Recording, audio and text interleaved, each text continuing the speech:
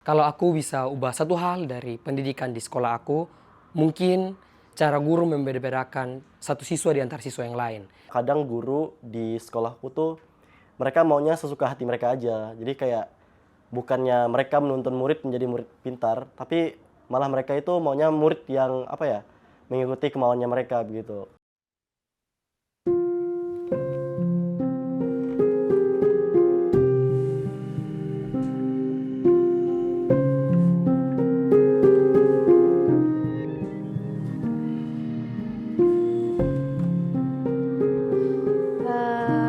Pernah saat anak-anak ganggu-ganggu sapu marga begitu.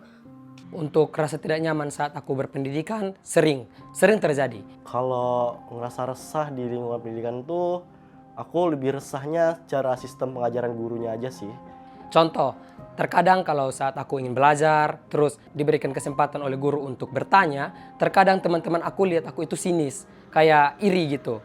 Karena kadang guru di sekolahku tuh mereka maunya sesuka hati mereka aja. Jadi kayak bukannya mereka menuntun murid menjadi murid pintar, tapi malah mereka itu maunya murid yang mengikuti kemauannya mereka begitu. Bisa gak kalian itu lihat aku itu biasa aja gitu? Kayak tidak enak begitu, masa sapu marga baru kamu ganggu-ganggu tuh, nanti kalau saya ganggu kamu balik. Kamu merasa bagaimana?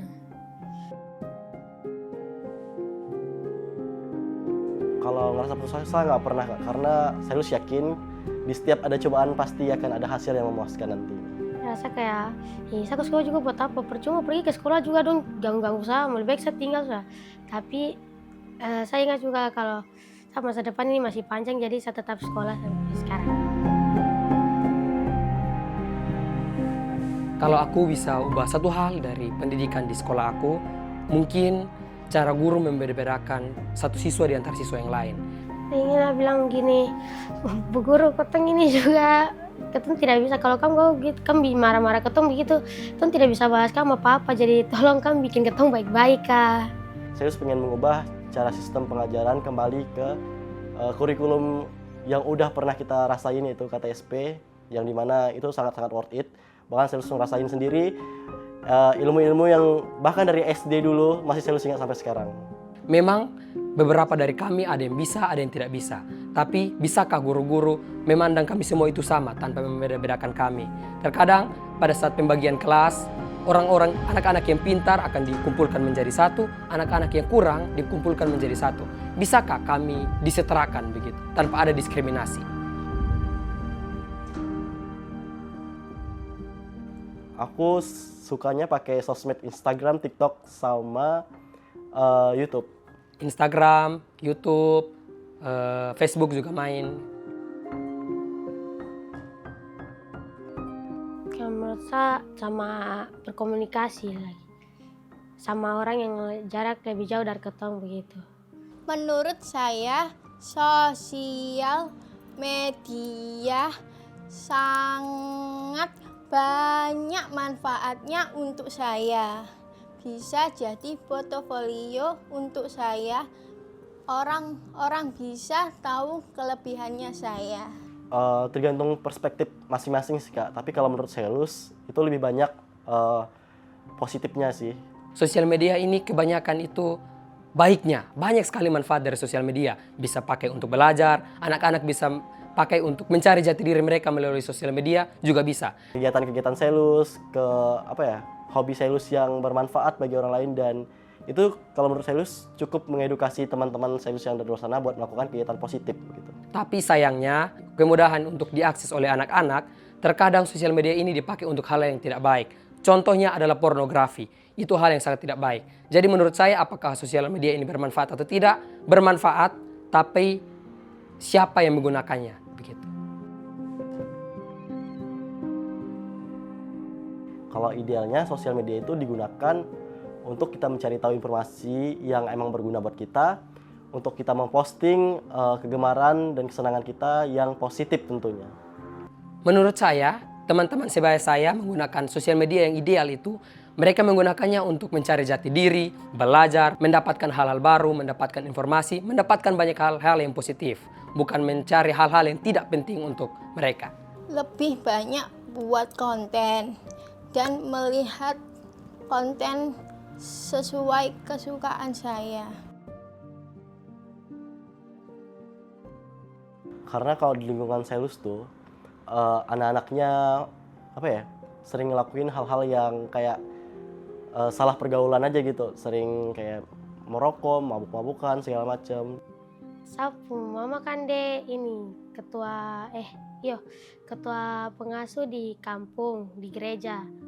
Terus dong cuma karena mama dan bapak ada masalah keluarga, langsung dong langsung keluar cuma gara-gara masalah sepele. Padahal mama tidak pernah bawa masalah itu ke gereja, tapi langsung dong bawa masalah itu sampai ke gereja, sampai mama dong kasih keluar. Saya kalau di sekolah pernah dijauhi sama teman-teman. Yang kedua itu aku nggak diajak ngobrol-ngobrol sama teman-teman. Yang ketiga itu kalau mau buat kelompok aku nggak dipilih, aku dijauhi sama teman-teman. Lingkungan tempat tinggal saya itu masih banyak anak-anak yang stunting, kurang gizi, begitu. Atau mungkin ada anak-anak yang tidak tinggal dengan orang tua mereka, jadi mereka ditelantarkan. Pak, kenapa sih orang di kampung ini suka benar ngomongin hal jeleknya orang lain gitu? Padahal mereka tuh sama aja kayak orang lain. Tolong jaga anak-anak. Anak-anak masa depan Indonesia. Kalau anak-anak tidak diperhatikan, tentunya masa depan Indonesia akan lebih suram. Tolong jaga anak-anak.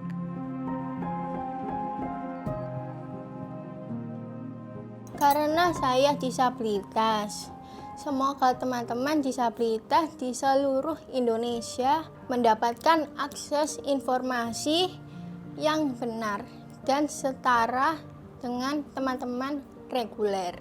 Saya ingin ubah semua anak sama. Semua anak dapat gizi yang baik. Semua anak dapat pendidikan yang baik. Begitu. Supaya semua anak bisa bertumbuh dengan baik. Kalau bisa nih ngubah seluruh Indonesia, saya harus pengen ngubah sumber daya manusianya. Karena kadang tuh ngerasa sia-sia nggak sih? Kita punya sumber daya alam melimpah, kita punya kekayaan di mana-mana dari Sabang sampai Merauke. Tapi sayangnya itu masih banyak sumber daya manusia kita yang kurang. Pemerintah kita yang korup, segala macam, masyarakat kita yang sulit berkembang, dan itu menjadi penghalang bangsa kita untuk semakin maju dan menjadi penghalang negara kita untuk mencapai Indonesia Emas di tahun 2045 tentunya.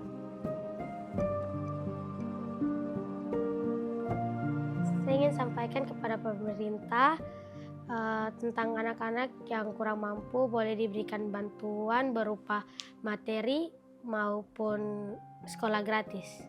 Saya minta supaya teman-teman saya diberikan gizi yang baik. Banyak sekali teman-teman saya yang ingin bertumbuh, namun mereka terhalang. Banyak sekali teman-teman saya yang mengalami stunting. Tolong berikan kami gizi yang baik. Selain itu, berikan kami akses ke pendidikan yang lebih baik. Kampung-kampung banyak sekali yang belum ada sekolah. Ada beberapa teman saya yang kalau pergi ke sekolah, mereka harus berjalan sekitar 3 jaman, harus langgar kali, banyak sekali. Jadi tolong berikan kami gizi yang baik dan juga pendidikan yang layak.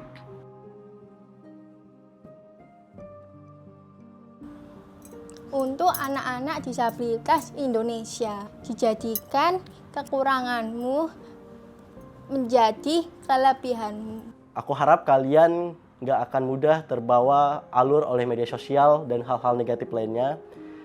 Aku ingin kalian bisa membuat Indonesia Emas 2045 itu terwujud benar-benar tanpa 2045 itu tanpa adanya hal kontra. Karena zaman sekarang sosial media mengubah banyak sekali tentang kehidupan kita, pergaulan kita, dan sebagainya macamnya. Teman-teman, kalian berharga. Jangan takut dengan keadaan, jangan kalah dengan keadaan. Teruslah belajar, teruslah berusaha untuk mencapai mimpi kalian. Kalian berharga. Kau adalah penerus bangsa, jangan ragu untuk menjadi agen perubahan yang lebih baik.